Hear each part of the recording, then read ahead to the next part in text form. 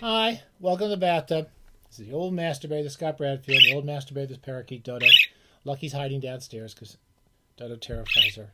And Dodo's being very bad. We're hoping to get through this. We're doing a couple of these really quickly on Thanksgiving.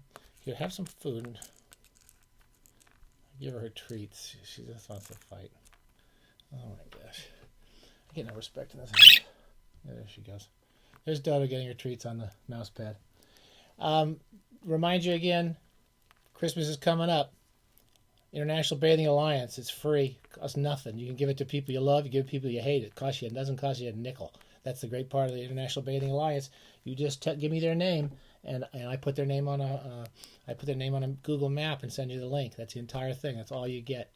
And many of you who've been following the International Bathing Alliance and its international renown as we bring people in from all over the world, is you can buy lifetime subscriptions for free for a bathing buddy as well as for yourself.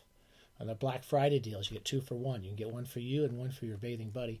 Many years ago, I made Boris Johnson my bathing buddy. I got him a free lifetime membership. He's an idiot, and I got him a free lifetime membership to the International Bathing Alliance. And when he left Downing Street, when he left in complete and abject embarrassment from that job, he took all he could take with him was a few $100,000 a year in pension, a lifetime security detail, and that membership in the International Bathing Alliance. It's all the comfort he took from that terrible job he did as a prime minister. Anyway, we're going to do another quick one here. It's Thanksgiving. We're doing these because we don't have only our time while the turkey's cooking downstairs, or the Costco special deal turkey. It's almost all made for you. Pure mountain water. We're doing this all off the tech. We're doing this low tech, non-tech additions to the bathtub. And we're going to do another theme show we haven't done in a long time, which is In the Footsteps of Astounding.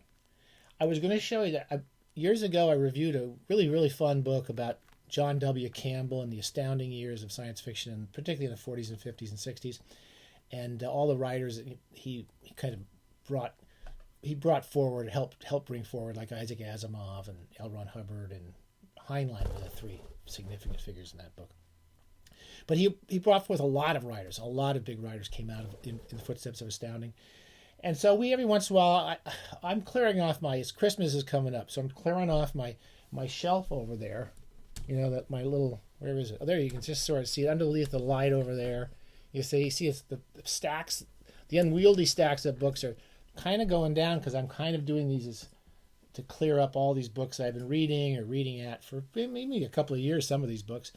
And so I could have put all together all the weird science fiction writers I've been reading. Mostly, as I've said, I haven't read any new science fiction since like about 1973. I'm totally unprepared to talk about any changes in science fiction since then. I read it a lot as a kid, and it's kind of my comfort food. That and old detective novels are my main comfort food. I just read something. And so that's it. So here's a few writers. I never was as into the Astounding writers as much, but there were certain ones I did enjoy, and some I'm coming to read now for the first time. We talked about this. We talked about Jack Williamson. I have the best of Jack Williamson somewhere, and he wrote a famous story called With Folded Hands, which is about benevolent computers taking over the universe. And basically, they take care of people even when you don't want them to. So, for example, no one has to work, and sometimes people go a little crazy. And when they go a little crazy, they're all being the robots are giving everybody sedation. And they say, we always do what's best for you, and sometimes keeping you under sedation is it. It was a very good story. Jack Williamson wrote a lot of interesting stories, particularly in the beginning of his career in the 30s and the 40s. Sometimes With Folded Hands was written for John W. Campbell. And I'd always meant to read the Humanoids, which is sort of a sequel to With Folded Hands, and it carries forward the idea that these robots are all over the universe taking care of people. And it's told from the viewpoint of a guy who's kind of an asshole, and he's married to a woman who's really unhappy. And one of the first things the robots do is they talk her into leaving her husband for some other guy. And right? And the book is quite interesting because basically you think that these robots are totally evil, but at the same time, they keep telling you, we're only doing what's good for you. And the book is fun. It's not as good as the original short novel, but I enjoyed it. It's also quite interesting to me because a lot of science fiction of this period that was considered like hard science fiction is completely ridiculous. Like in this one, like the Van Vogt is like this. His stuff is completely unscientific. In this one, people are like teleporting across the universe, like with the blink of an eye and all that stuff, and they have all these superpowers, and that's supposed to be normal. But anyway, the Humanoids is sort of an interesting book. I would probably read the best of Jack Williamson, the old Ballantine edition. That's actually quite good all the way through. I enjoyed that book a lot. And this one I enjoyed sort of almost as much. The other writer I've been reading and rereading is James H. Schmitz. Now, he was definitely a big writer for Astounding. Published a lot of stories in there. A lot of his novels were in there. When I was a kid, when I was like 13, maybe younger, I told you this. I used to love the Ace Specials.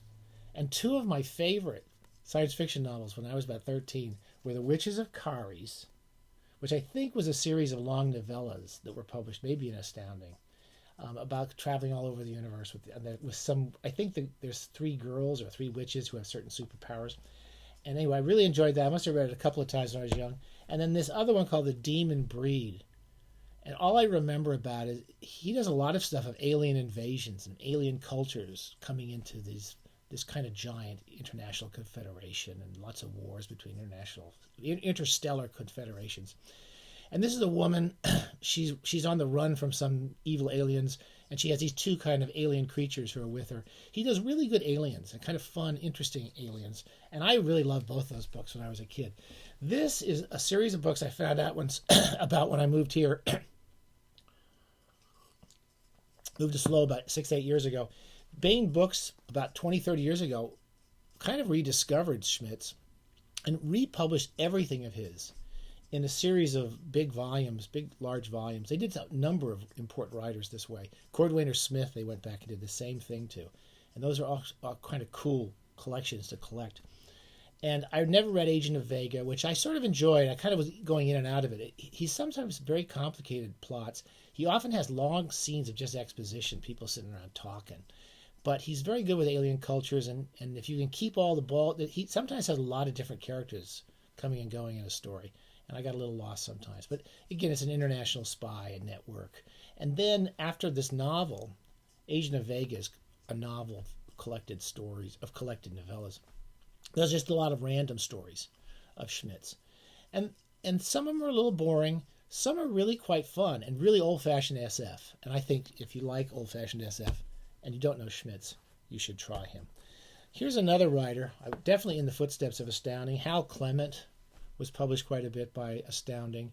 I read, when I was a kid, another one of my favorite books as 13 and 14 was Mission of Gravity. I remember really enjoying this. And it's a famous example of, quote, hard SF. It's not as ridiculous as Jack Williamson or Van Vogt. And it posits the idea of a guy, some space explorer crashes on a planet in which the gravity is intense. I mean, he's so heavy he can't even walk. And he meets the creatures who live on this planet. And they're kind of like centipedes, as I recall, because they're built to deal with this really intense gravity. And it's about, again, alien cultures. I really enjoyed that as a kid. I'm thinking of rereading that. So anyway, I went to pick up these. I've been buying these for years. I had these for years. The Best of Hal Clement, this kind of cool series it was still Ballantine at the time. And I read almost this far through it. There's my Mickey Mouse. It's good for $1 at Disneyland. It's goes from his whole career, which like most of these editions do. And I found the book really fun at the beginning. His oldest stories are all, again, very alien cultures, alien creatures interacting with human beings. I remember one where the alien creatures they're like snails or something, and they live in this spaceship, and they have to walk. They speak to each other or learn or understand where the universe by smelling the things they walk around. I can't describe it. I got that wrong, but it was a very interesting. It reminds me a lot of James White. We've talked about James White, who creates very interesting alien creatures. And then there's another one in here where some aliens. I think that's the story. I think that's an alien creature of some sort who comes to Earth, and they're on holiday, and I think they accidentally hurt a kid, and they try to help him. I can't remember now.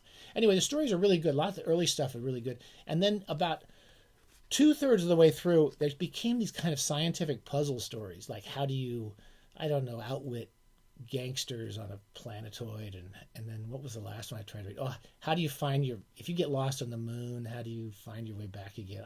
I was totally bored, and I kind of gave up on this. I don't think I'll probably finish this book now, but I did like his earlier stuff, and I would probably try to read Mission of Gravity again.